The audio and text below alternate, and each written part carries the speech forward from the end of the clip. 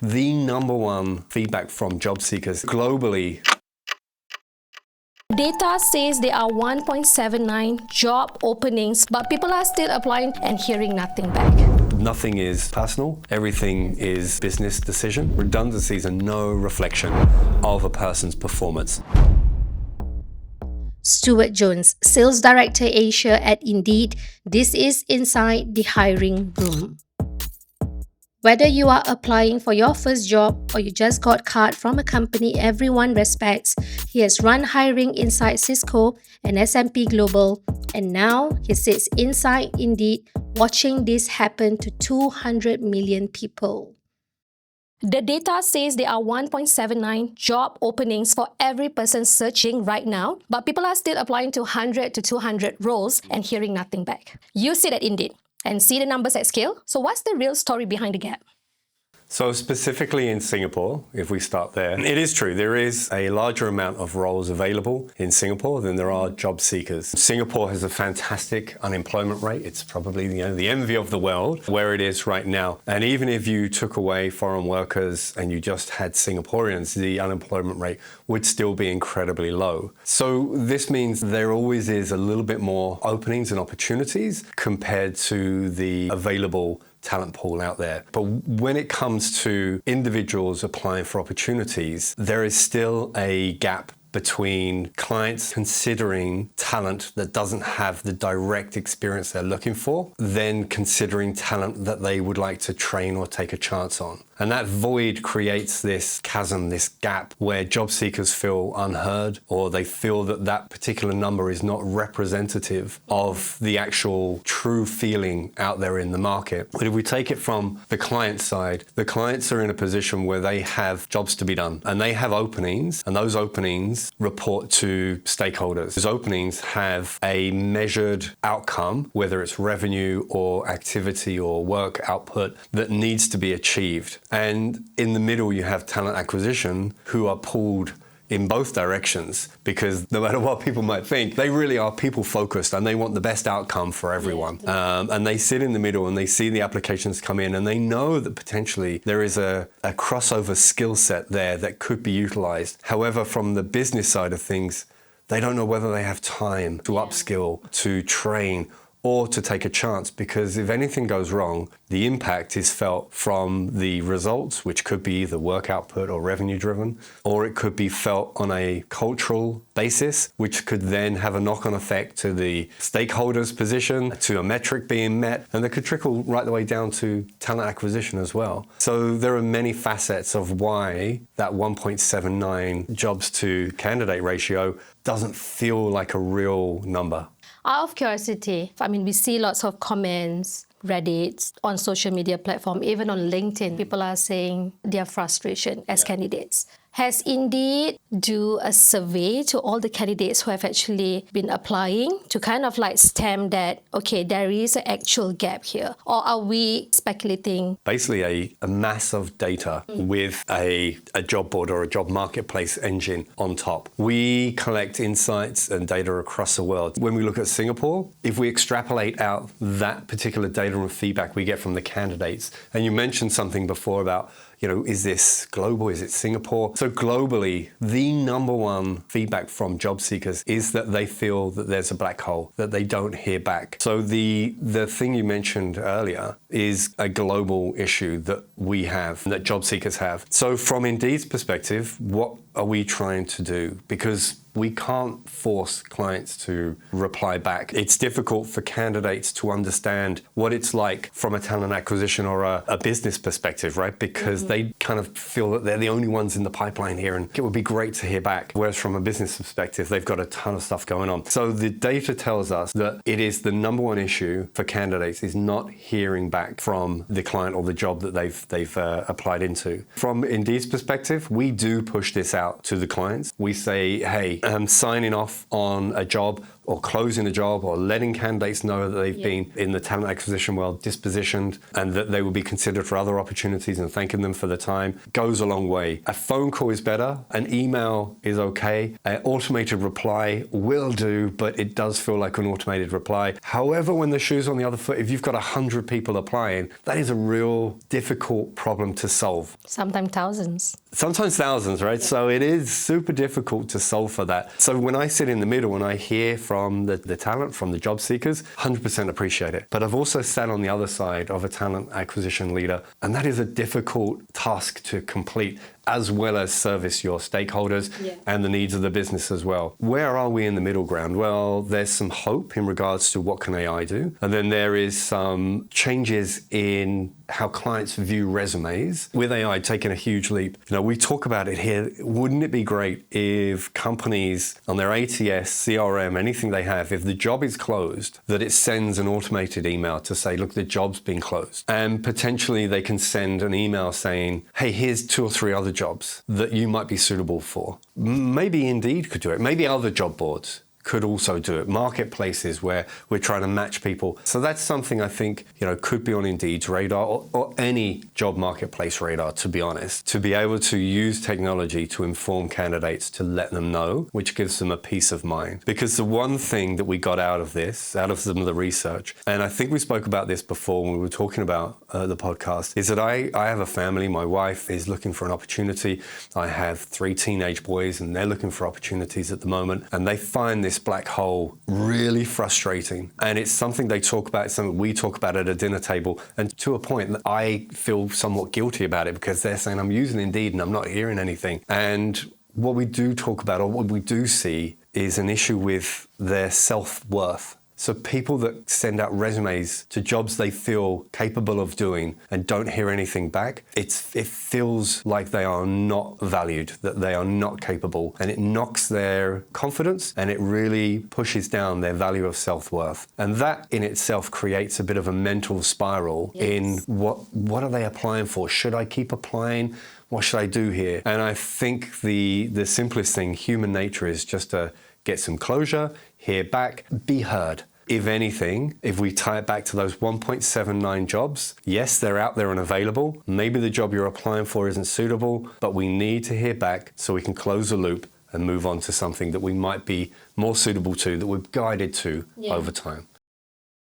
When a candidate looks at the job, thinks that I can do this. For us as a recruiter, we look at the same profile and say, not really the right fit, according to business and the stakeholders' expectations, right? Which we can't really share, upfront unless they are in the process. How are both sides looking at the same role, but we are seeing completely different things?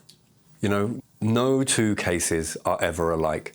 So you could be talking doctors, lawyers, tech, and these things need to come with degrees, certificates, or they need to come with credentials. But then how do we add value to those credentials? Is one outweigh another when they're both doing the same thing? And then when it comes to other jobs, maybe in sales, maybe in client-facing sort of things, how do we judge and gauge experience over personal intrinsic ability to do the job? It's really difficult because you need 2 things to happen. You need the client to be able to be open-minded to it, and then you need the candidate to be able to talk to their strengths as well. And if those 2 things aren't aligned, then we fall back to what's written on the page. What is some baseline facts and data? And if those baseline facts and data is, I went to a school, I got a university, I have a degree, I did a bit of work in this area, and you say, well, all of those things, as a client, all of those things make me feel comfortable that you're the right pick, but they could not be the right performer or the right cultural fit. And then you've got other people that have traveled the world, got great experience, have dabbled in multiple different types of work, but you've got to see it from a point of view like these people are experienced, they're adventurous, they're dynamic, they're able to pick up a skill and learn it and run with it. And if you ask the right questions, they'll give you answers that show that they've been able to do that. You ran the operations recruitment at Cisco, S&P Global, and Bank of America. Before a role even reaches a recruiter, the hiring manager or the people in the business has already defined what they want. How accurate is that brief by the time it becomes a job description? What do you think? Yeah, that's a great question. So in my time with those businesses, and I will say that any talent acquisition person that works on site is probably one of the hardest roles that I've ever encountered or been involved with. And I have huge respect because your stakeholders are one door away. Talent acquisition team tend to work on multiple requisitions that are all in demand right now.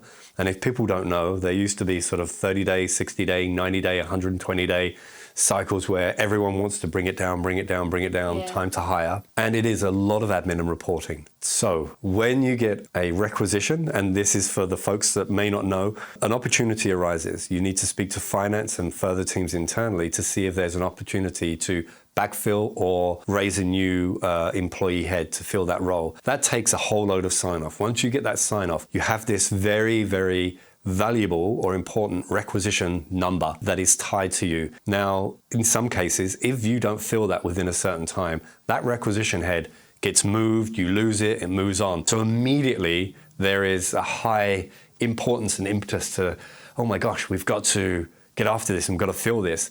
So then the stakeholder who owns this requisition says, this is what I need. This is specifically what I'm looking for to fill the gap.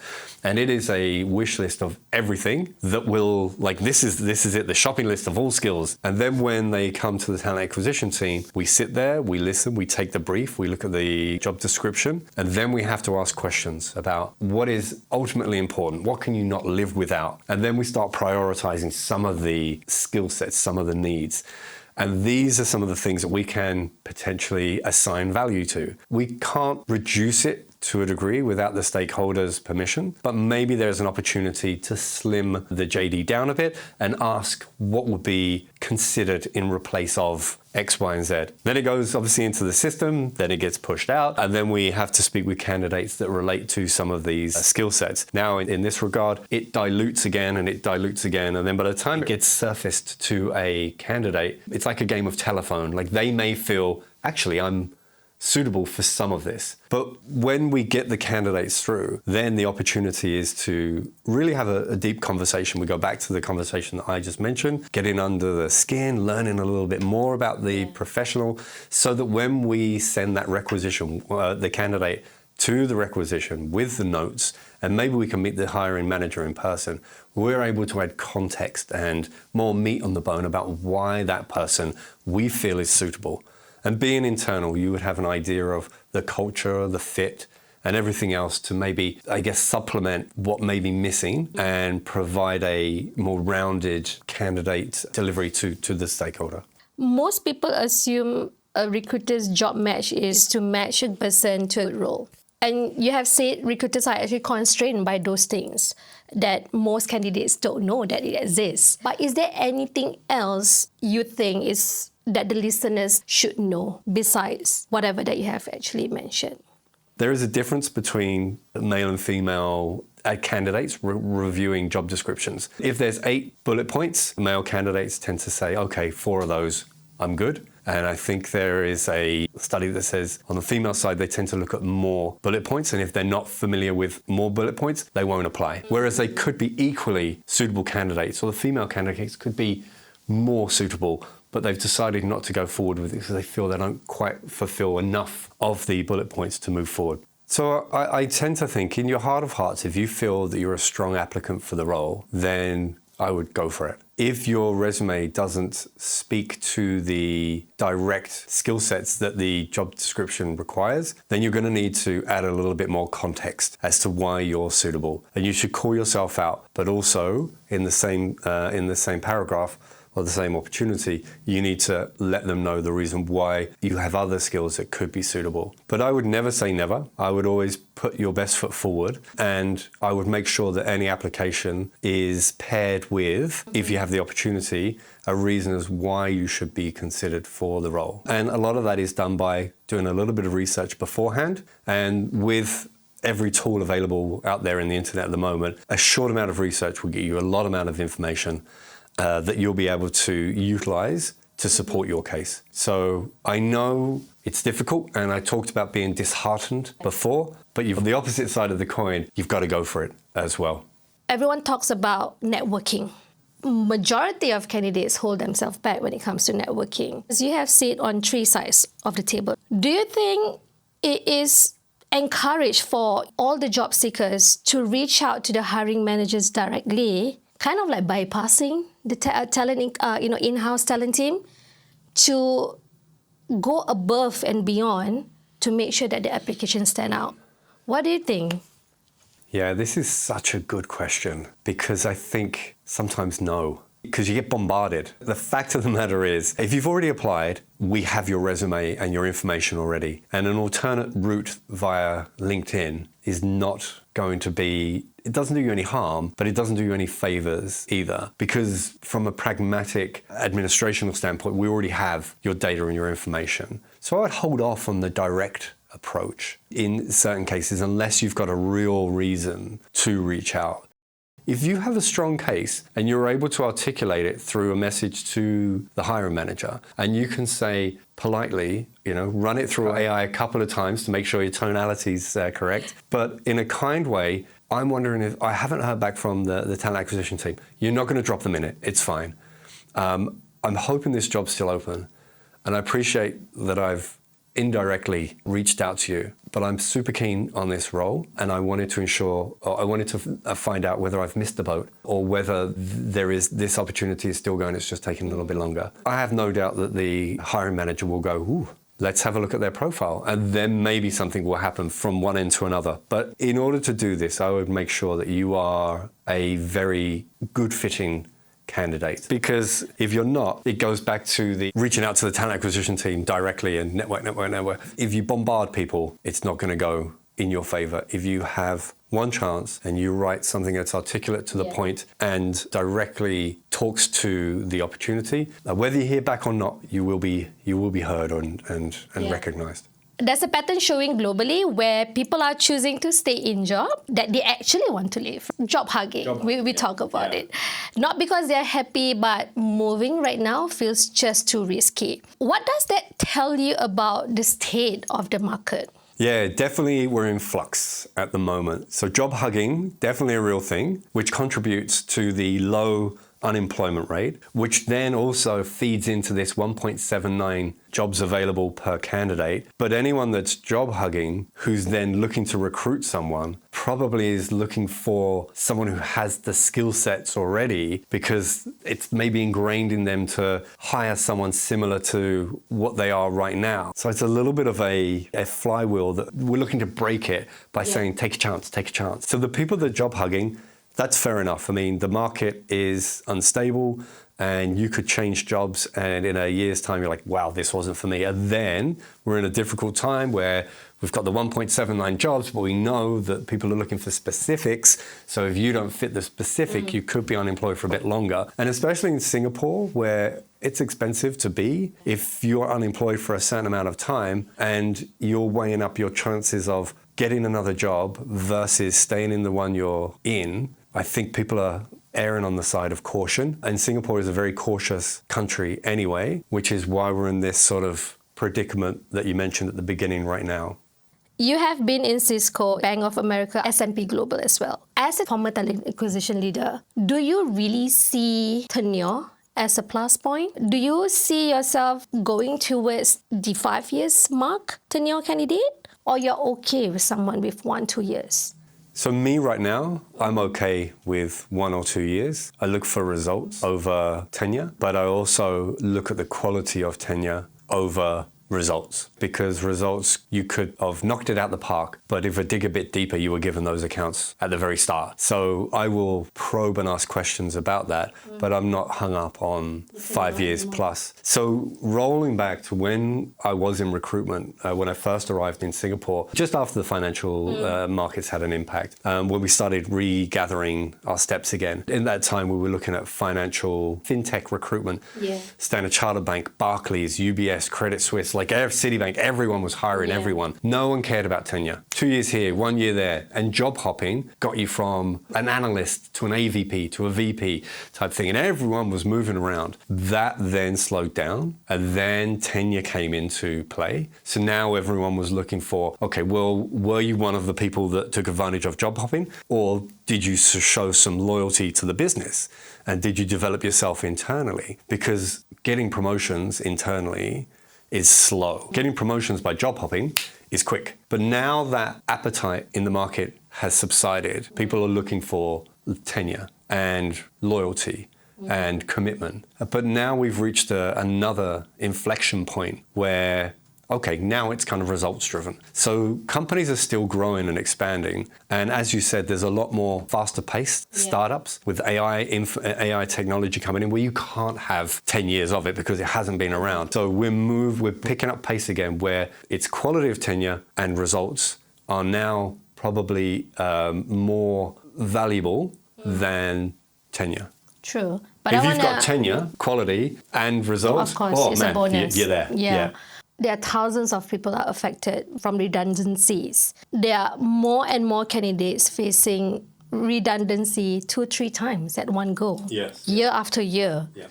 Do you think hiring manager and TA leaders should be a bit more understanding in that regard? They shouldn't care. You shouldn't care. The world after COVID turned itself on its head, and there has been so many redundancies, which is also impacting or influencing the job hugging. So you need to be understanding that these things happen, and redundancies are no reflection of a person's performance. And when it comes to the companies that we like to hire from, potentially, Amazon, Meta, Google, like with Netflix, right?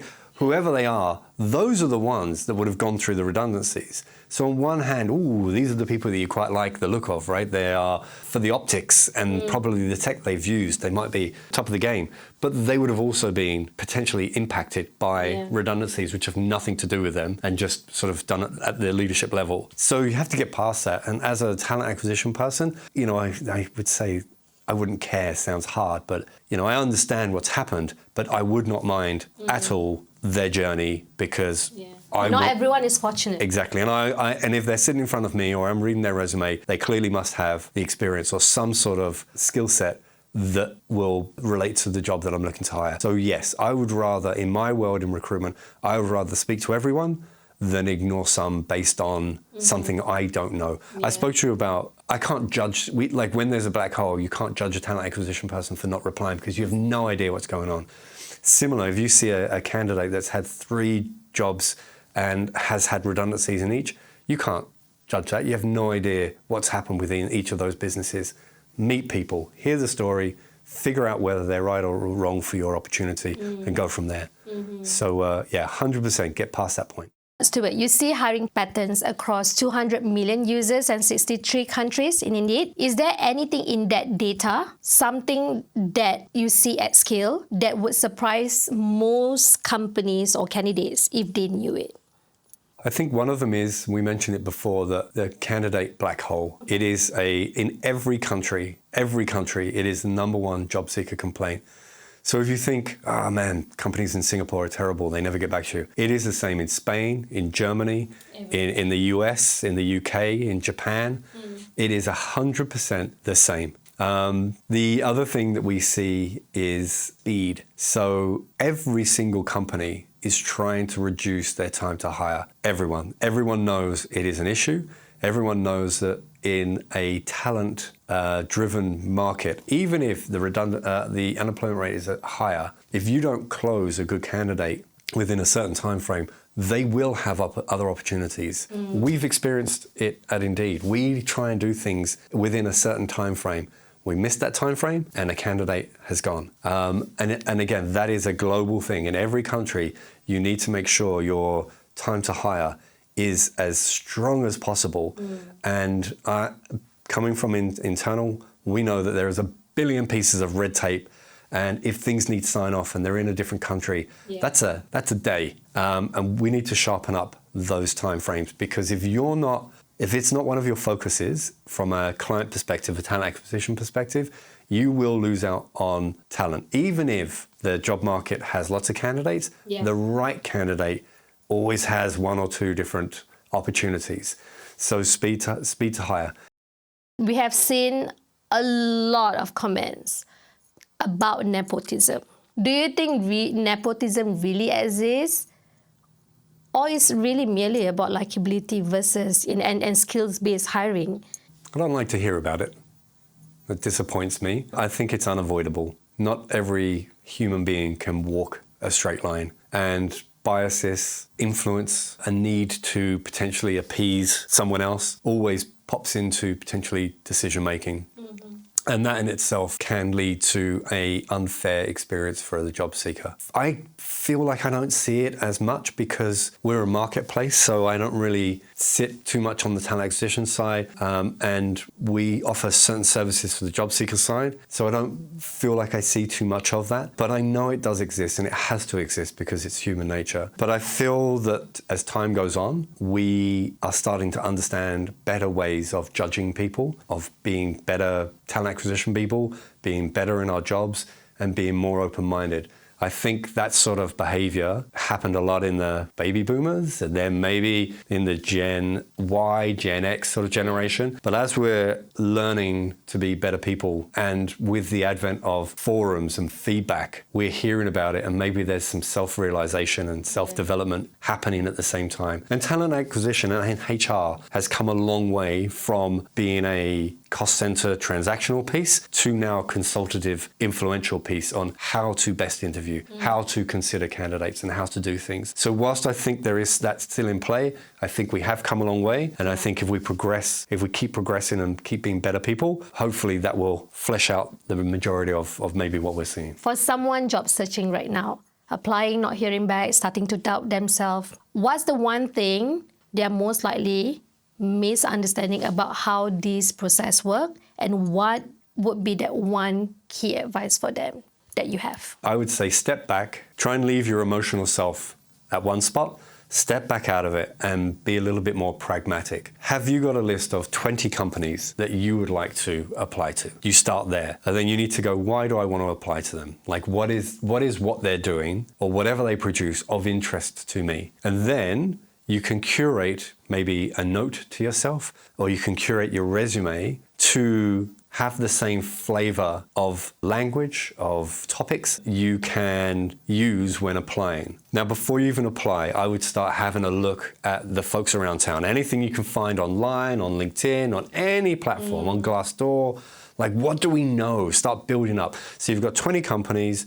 You like them, you know why you like them, you can curate your resume to reflect the same language, and maybe some of the projects you've done, you can relate to some of the same things there. You then do a little bit of a search on the type of people that work there, you find who's who in the zoo, don't go and approach them, maybe see if you know people who they know, to start sort of being a third party, a recommendation, a referral, which always goes a long way. That's how I would begin the process. And I would send out resumes to jobs that I am within consideration of, because a long shot is a long shot.